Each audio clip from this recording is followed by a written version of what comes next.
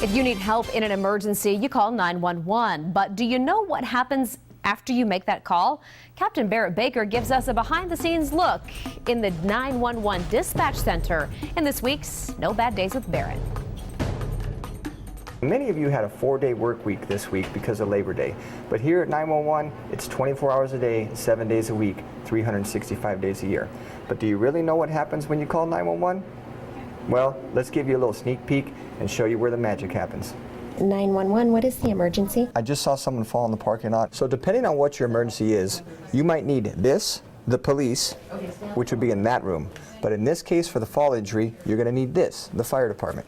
And that's in that room. What's the address of the emergency? Now you might feel like you're having to tell your address 1,000 times, but there's a reason behind it, especially if you're on a cell phone when you can either drop the call or drop the call.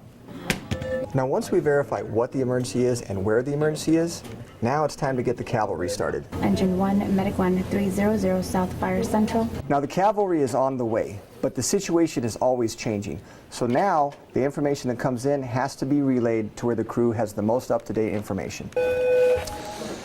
Hello, I'm Barrett. I'm with the fire department. Hi. How are we doing today? I fell and hit my head. Fell and hit your head? Okay. Now this is a great example of why we need to continually get information. Our patient was supposed to be outside, but as I look around, I'm not outside. And one last thing to remember, this phone is active, this is not.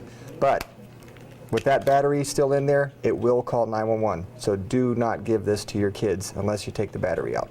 Now that's the A to Z when you call 911. And as you can see, it's serious business. So please make sure you call for serious reasons.